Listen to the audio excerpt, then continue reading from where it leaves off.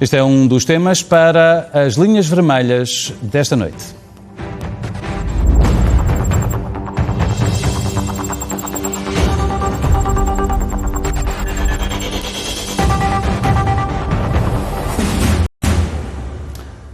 À segunda-feira com Catarina Martins e Cecília Meireles. Minhas senhoras, boa noite, bem-vindas. Comecemos precisamente por esta questão e esta proposta do PS. Deve ou não acontecer a descriminalização da detenção de drogas sintéticas e a dimensão da droga apreendida, como propõe o PS? Cecília. Bom, boa noite. Em primeiro lugar, a detenção de droga para consumo próprio já não é crime, já foi descriminalizado. Há 20 anos. Aquilo que o PS vem agora propor é que, caso alguém tenha droga na sua posse que dê para consumo individual para mais de 10 dias, que isso possa ser considerado simplesmente consumo e não tráfico. E eu acho que não é por acaso que não um, mas dois ministros do PS vêm pôr isto em causa, porque eu acho que nós não devemos estar a viver no mesmo país. Nos sítios onde eu tenho passado e nos sítios onde eu vivo, aquilo que eu tenho notado, sobretudo desde a pandemia, é um aumento da toxicodependência e um aumento das pessoas que vivem numa situação de absoluta indignidade por causa, em muitos casos, da toxicodependência. E eu acho que isto se resolve de duas formas. Primeiro, resolve-se com tratamento, porque a toxicodependência é uma doença e, portanto, a prioridade, do meu ponto de vista, deve ser essa. Este problema resolve-se sobretudo do ponto de vista do tratamento médico e não do ponto de vista penal.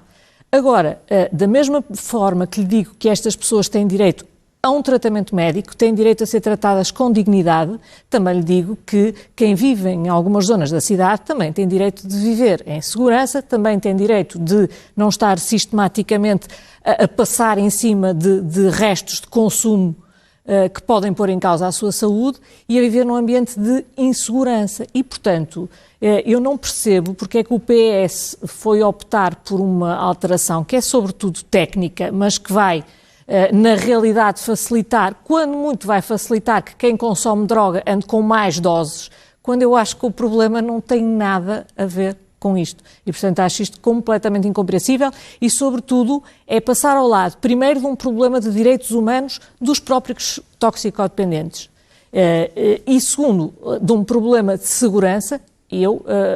Nas cidades em que ando entre o Porto e Lisboa, em ambas passo em sítios em que, de facto, há problemas de segurança associados a isto.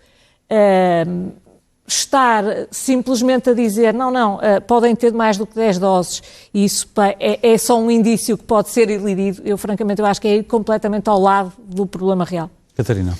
Eu reconheço como a Cecília que há um problema crescente e há um problema muito complicado e que tem de ser abordado. Não concordo exatamente que a proposta do PS aqui seja um problema.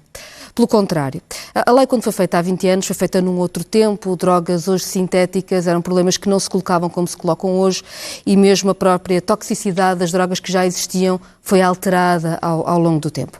E o que a lei diz é que o consumo não é crime e isso é muito importante. Houve depois um acórdão que fez jurisprudência dizendo que quando se tem mais do que 10 doses, porque a lei aponta para o número de 10 doses como sendo o normal para se perceber que é só para consumo, já se podia criminalizar o consumo. Ora, quando há mais de 10 doses, quando muito há aqui um indício de tráfico. Não quer dizer que o consumo possa ser criminalizado por ser um consumo grande. O que quer dizer é que quando há uma dose maior, se deve investigar se não se está apenas perante consumo, mas está-se também perante tráfico de droga. E eu acho que a proposta do PS atualiza isso. Há uma proposta do PSD que é debatida ao mesmo tempo que não se tem falado, que é sobre a atualização da lei das drogas, tendo em conta as drogas sintéticas. É uma preocupação do PSD em Madeira, até pela situação muito complicada que há na Madeira, que chegam drogas novas. E porquê? Porque são drogas mais baratas, que chegam num momento de grande crise social. E eu acho que há um risco que se deve evitar. É achar que é com mais polícia ou criminalização que se resolve um problema que é um problema social gravíssimo. Porque a criminalização afasta as pessoas que usam drogas do contacto com os técnicos de saúde, normalmente, porque têm medo. E, portanto, é importante criar um clima de confiança entre quem tem uma dependência e as instituições, nomeadamente as instituições do Estado e outras que estão no terreno, para se poder dar o apoio de saúde que é fundamental dar. Eu queria só dar uma nota. Eu não estou muito surpreendida com a posição do Ministro da Administração Interna e o Ministro da Saúde ser diferente do grupo parlamentar do PS. Porque eu registro que há uns tempos, no Porto, foi aprovada uma recomendação do Rui Moreira na Câmara que dizia algo como criminalizar o consumo, que era um retrocesso de 20 anos no trabalho que foi feito e que é reconhecido internacionalmente como tendo sido tão importante. E, portanto, há aqui uma parte do PS que eu acho que se arrependeu do passo que nós demos há 20 anos. Eu acho que foi um passo muito importante. Acho, sim, que tem de ser atualizado, tendo em conta o que são hoje as drogas sintéticas e a realidade. Mas atualizado desta forma? As sugestões que são feitas, ela na especialidade têm de ser ouvidas e há muitas coisas que depois são determinadas por critérios técnicos e científicos e bem. Agora, parece-me que é o caminho certo. Consumir nunca é crime. Consumir nunca é crime. Agora, ter posse de uma determinada quantidade pode ser indício de que há o crime de tráfico e não apenas o consumo. E como há drogas sintéticas em que as doses são pensadas de uma forma diferente, uma lei com 20 anos está desatualizada. Sim, mas a atualização não deveria pressupor ou não que não houvesse limites ou que haja um limite atualizado. São coisas diferentes, não é? Eu acho que não há razão nenhuma para o limite ser diferente agora do que era há 2 anos. Eu gostava só de explicar isto, porque desta matéria tenho uma posição até bastante diferente do que a generalidade dos partidos. Porque este problema está-se a agravar. O consumo não é crime e bem. Eu não acho que encarcerar as pessoas por consumirem droga e por serem toxicodependentes ou outras substâncias faça sentido. O tráfico de droga é crime e bem. E, portanto, quando em algumas cidades começou a haver fenómenos destes, eu falo do caso do Porto, como falo do caso de Lisboa, eu ando entre estas duas e curiosamente, nas duas vivo perto dos sítios que são foco disto. Primeira solução, salas de chuto. Chamam-lhe consumo assistido, mas salas de chuto, num caso móveis, no outro caso fixas. Era isso que ia resolver. Implementaram-se nas duas cidades e não só não resolveram o problema, como aumentaram o problema. Portanto, o problema não era o acesso a técnicos de saúde. O problema está pior do que era. E naturalmente que me parece que se resolve com polícia, sim. Não é com polícia a perseguir as pessoas que estão completamente viciadas numa substância. Mas se elas estão sistematicamente em determinadas zonas da cidade e é lá que adquirem essa substância, é bom de ver que quem vende essa substância também deve andar por essas zonas da cidade. E não há de ser preciso ser o Sherlock Holmes, mas pode ser um bom agente de polícia que seja capaz de as apanhar e dessas sim de as julgar de acordo com a lei, porque traficar droga é crime. E mais, cria situações de insegurança. Porquê? Por 2 motivos. Primeiro, porque as pessoas estão em muitos casos desesperadas e precisam de dinheiro. E o desespero é mau conselheiro, como é evidente. E segundo, porque o próprio consumo, aquilo que é tirado para o chão, aquilo que fica no chão, que as crianças depois passam em cima, tudo isso, as pessoas têm direito a uma vida digna, têm direito a tratamento digno. E as pessoas, em geral, também têm direito a viver em segurança e a não estarem sistematicamente em situações de insegurança. Muito rapidamente, para passarmos ao tema seguinte, Catarina. A ideia não é mudar a lei. A ideia é que continue a existir uma diferença entre quem consome e quem trafica. O problema é que, por causa de um acórdão que criou jurisprudência, há pessoas que estão a ser condenadas só por consumirem. E isso a lei diz que não pode ser, com base nessa ideia do número de doses. Quando o número de doses é elevado, pode haver tráfico. E se houver tráfico, há um crime. Mas se só houver consumo, não há. E é só isso que se pretende. Pelo menos identificar o que é tráfico e o que é consumo. Claro, porque se não houver limites, na prática qualquer pessoa pode estar a consumir. Peço imensa desculpa, mas há outras formas de identificar se há tráfico ou se há consumo. Acresce que as doses não estão pensadas para as drogas sintéticas que temos agora, aliás, para o bem e para o mal. Porque o que era 10 doses há algum tempo, hoje será muito mais. E, portanto, a lei está desatualizada. Agora chama a atenção para o seguinte: quem achar que é com polícia, criminalização do consumo que resolve o problema, olhe para o Porto. Porque o que aconteceu no bairro da Pasteleira, com a polícia a entrar, foi na verdade, com a polícia a entrar contra o consumo, e não, foi na verdade estender o problema. Se o bairro da Pasteleira tivesse sistematicamente, não é o bairro da Pasteleira, é tudo o que se passa à volta da Pasteleira. Com certeza, mas a polícia resolveu o problema, já posso não garantir resolveu. Que todos os furtos que lá acontecem não aconteceriam, porque as pessoas não furtam carros com polícias. A necessidade de segurança das populações é óbvia.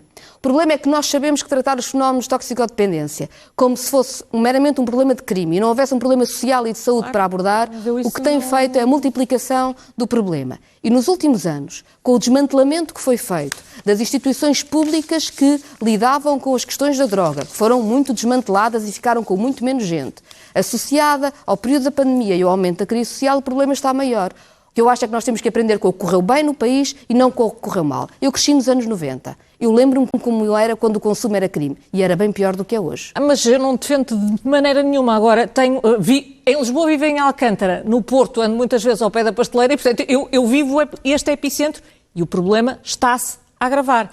E polícia na rua não é para prender os toxicodependentes, é para impedir o tráfico de droga.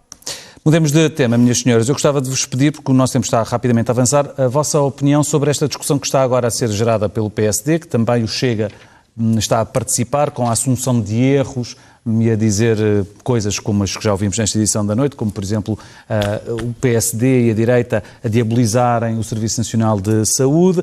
O PSD apresenta várias propostas, entre elas contratualizar muito mais no setor privado e social, também a retribuição de trabalhadores médicos em função da produção realizada e dos ganhos em saúde obtidos. Queria... Catarina. Bem, eu hoje registrei o elogio de Montenegro a Manuel Pizarro e percebe-se porquê. O PS está realmente a fazer aquilo que o PSD propõe, que é transferir mais verbas do SNS para o setor privado. Ou seja, desistindo de negociar condições que fixem médicos. As negociações vão há 14 meses e o Governo é incapaz de fazer uma proposta aos médicos que permita que os médicos queiram ficar no SNS. Desistiu disso e está a transferir cada vez mais dinheiro do SNS para os privados. Portugal gasta cada vez mais, não tem melhor resposta por causa disso. Nas propostas do PSD, desse ponto de vista, são um amontoado de propostas genéricas, muitas já estão a acontecer, ou seja, a contratualização com os privados, o PS está a fazer, utilizar o PPR para camas de cuidados continuados e cuidados paliativos no setor privado e social já está no plano, tem... algumas coisas mesmo muito confusas, faz propostas que já existem, propõe, por exemplo, que sejam estabelecidos os tempos máximos de espera, que é uma lei que já existe, foi feita pelo João Semedo, precisamente, e que é o que determina que quando o SNS não dá resposta, a pessoa tenha direito a ir a um privado paga pelo SNS, porque no momento se o SNS não responde tem que ter direito. Outra coisa é se nós queremos um SNS público ou se o queremos desmantelar, que é uma coisa diferente.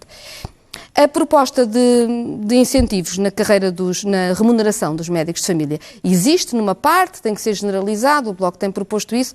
Há, no entanto, uma nota que eu ouvi agora mesmo e que eu confesso que não li assim nos projetos e, portanto, espero que não esteja. Está a referir-se à entrevista ao Miguel Pinto Luz. Sim, que é indexar o rendimento dos médicos aos anos de vida sem doença dos seus utentes. Isso tiraria qualquer médico das zonas mais pobres do país. Porque, como todos nós sabemos, e isso é cientificamente comprovado, o maior perigo para a saúde de uma pessoa é a pobreza. Um médico que esteja a trabalhar com uma população mais pobre vai ter mais utentes com menos anos de vida com saúde. E eu bem sei que o médico pode fazer o melhor que puder. Mas o médico sozinho não combate a pobreza. E, portanto, essa ideia de, enfim...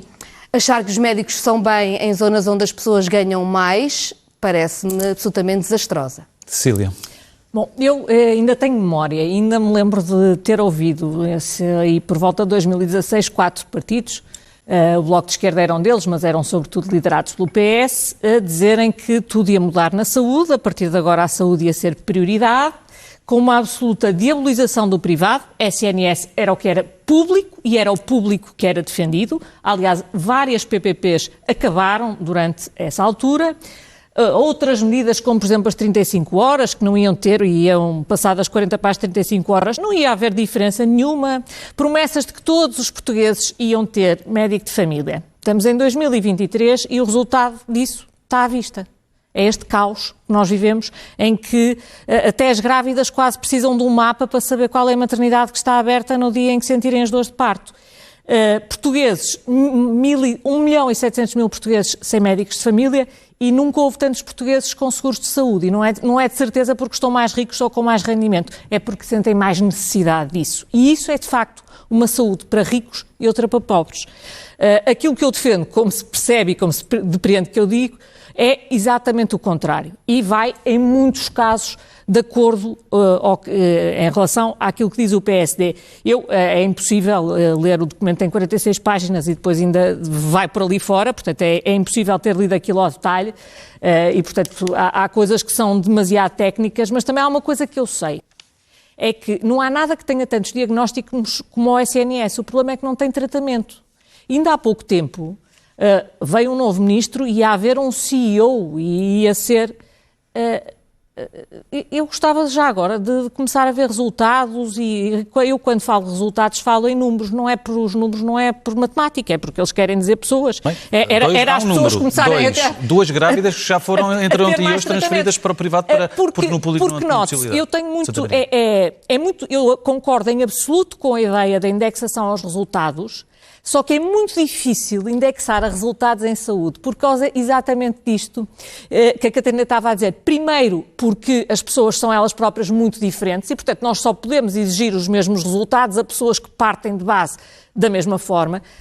Da mesma forma, um hospital no interior com poucos utentes é radicalmente diferente do Hospital de São João ou de Santa Maria em Lisboa. E aplicar os mesmos indicadores a ambos conduziria ao caos. E, portanto, nós temos que ter aqui um chamado benchmark que tenha a ver com a realidade. E isso é que, pelos vistos, está a ser muito difícil.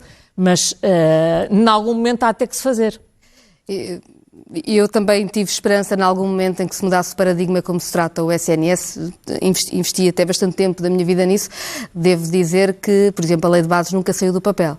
Ou seja, a ideia de que o Partido Socialista poderia ter um novo olhar sobre o SNS, isso nunca aconteceu. O Partido Socialista fez várias promessas que nunca cumpriu, que foi deixando cair, e o que está a acontecer no Bloco de Partos de Santa Maria, eu acho que é emblemático de uma opção que eu acho que é errada do PS.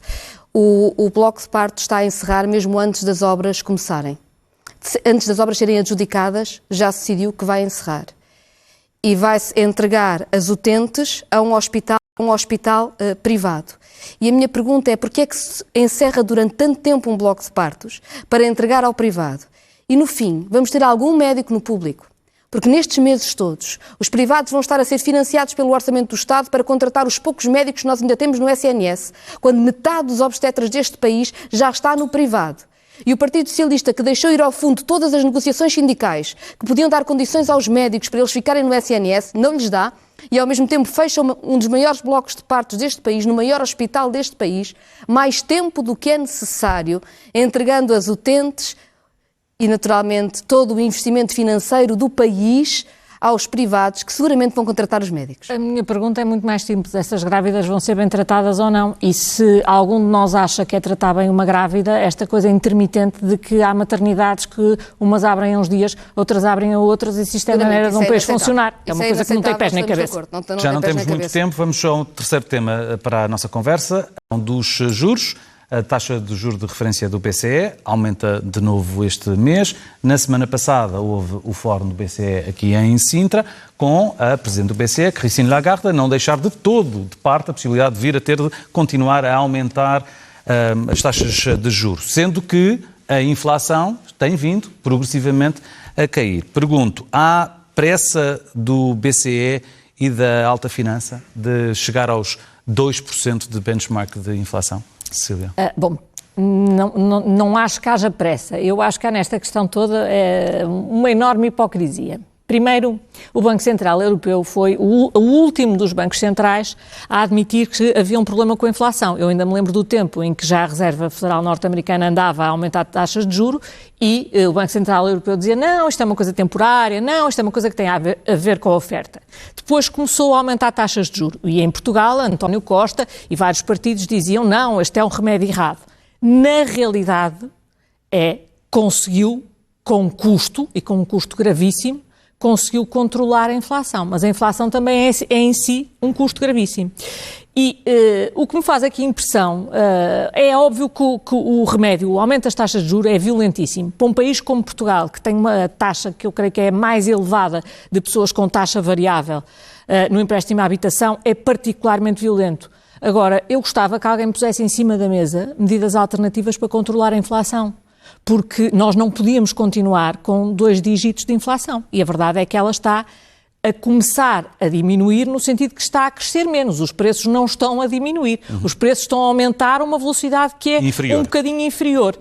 E depois, quando viu o Sr. Presidente da República a aconselhar a grande prudência, bom, é assim uma figura de Estado que vai comer um gelado no meio de uma crise de Estado e depois vem dizer que o Governador do Banco Central Europeu tem que ter prudência naquilo que diz. Parece-me assim um bocadinho estranho. Há uma coisa, por último, na hipocrisia que eu também gostava de dizer. Eu sei quanto dinheiro é que o Banco Central Europeu, desde 2015, injetou na economia europeia. E bem, porque permitiu-nos sair de uma crise e depois também permitiu-nos sair da pandemia de maneira mais suave. Mas foram 3.600 milhões de euros. E para Portugal, 55 mil milhões de euros. Portanto, cerca de 25% do nosso PIB. Imaginar que as taxas de juros iam poder ficar sempre negativas era uma miragem. E, portanto, toda a gente que andou a dizer que isto era fruto de políticas que se estavam a fazer em Portugal e que disse às pessoas que estavam a comprar casa que iam poder ter aquelas prestações para sempre, mentiu-lhes. Ou ocultou-lhes a verdade. Catarina. Porque sabia-se que isto ia acontecer, mas infelizmente a acontecer. Na verdade, o que está a acontecer é uma compressão permanente dos salários. Em fevereiro, o BCE já tinha um relatório a dizer que o problema era o aumento das margens de lucros. Aliás, nos relatórios técnicos do encontro de Sintra, o problema das margens de lucros é outra vez referido, mas Lagarde preferiu falar só dos salários. E, portanto, 45%. Há um projeto político do BCE de fazer aquilo que aconteceu na Troika, que é uma transferência de rendimentos dos salários para o capital e fazê-lo desta vez a partir da inflação. Não foi quem comprou casa em Portugal que, de uma forma irresponsável, se foi endividar. É quem trabalha em Portugal, quem ganha o seu salário e que a única forma de comprar uma casa foi ir ao banco e ter uma taxa variável num país em que as opções de sucessivos governos e também as opções de política monetária europeia fazem com que os salários sejam dos mais baixos, mas as casas sejam das mais caras. E a taxa variável era a única forma de muitas pessoas poderem, porque a taxa estava muito baixa, pagar a prestação. E depois sobem-lhes a prestação para as pessoas ficarem com a corda na garganta. E vir a Portugal dizer que os salários é que são um risco, é um absoluto insulto ao nosso país e é o BCE fazer política, da pior política, ao serviço do sistema financeiro. O que querem, e eu julgo que a vice-governadora do Banco de Portugal, numa entrevista que deu, foi bastante clara, o que se pretende é uma normalização a partir daqui. E essa normalização mantém os salários mais baixos como estão, em termos de poder de compra, não é? Os salários reais estão mais baixos, ao mesmo tempo que mantém as margens de lucro mais altas, porque elas engrossaram neste período. Portanto, o que o BCE pretende é uma estabilização da inflação, com margem de lucros maiores e salários mais baixos. E isto tem de ser denunciado, isto não é uma escolha técnica, isto é uma escolha política que é inaceitável. Queria só dizer uma coisa. Achei a posição do governo português, devo dizer, particularmente hipócrita. Porque eu lembro-me de António Costa também ter dito que a inflação era transitória, também ter negado que existiam lucros excessivos e também ter dito que não aumentava salários porque isso é que ia provocar a inflação. António Costa fez parte da história que foi contada às pessoas sobre este ciclo inflacionista, que é uma história que é mentira e que neste momento está a assaltar quem trabalha, quem constrói a riqueza e o país. E agora a Ministra da Presidência diz que vai continuar o governo português com os apoios como entende. São tão poucos. Os apoios não combatem o sintoma, não combatem a causa, são coisas completamente diferentes. O estudo do FMI que fala nos lucros, aquilo que ele diz é que 45% tem a ver com aumento de lucros, 25% com salários e 30% com a importação dos produtos. E parte daqui para dizer que isto tem que se inverter e que, portanto, que o normal que aconteça nos próximos anos é um aumento dos salários. Mas ainda assim há perda do poder de compra das pessoas. Aliás, os últimos dados que temos é que houve perda de poder de compra em 2022 para toda a gente, sobretudo para os trabalhadores do setor público, que aumentou bastante menos do que o setor privado. Agora, eu continuo a dizer, qualquer pessoa responsável e qualquer político responsável sabia que taxas de juros negativas não existem durante 10, 20, 30 anos, que é o tempo que demora a pagar uma casa. Era por isso que eu podia ter deixado o preço da habitação subir como subiu em Portugal. Devia-se ter dito às pessoas, pois ele subiu sobretudo naquela época entre 2016 a 2022. Portanto, de facto não se devia, mas eu como não estava no governo nessa altura, nem apoiava o governo, não tinha poderes para fazer isso. Nós continuamos a ter regimes fiscais para residentes não habituais, continuamos a ter vistos gold ainda com outros nomes e escondidos em fundos imobiliários, continuamos a ter uma lei do arrendamento que permeia quem expulsa para fazer novos contratos de arrendamento por preços muito altos. Foram tomadas algumas medidas para proteger as famílias, mas não se alterou o mercado imobiliário. E isso é fundamental. Neste momento, não se construíram casas. Neste momento, aumentar salários e baixar os preços das casas é fundamental. E ter casas vazias também não ajuda nenhuma economia e há muitas casas vazias. Catarina Martins, Cecília Meireles, minhas senhoras, muito boa noite. Muito obrigado.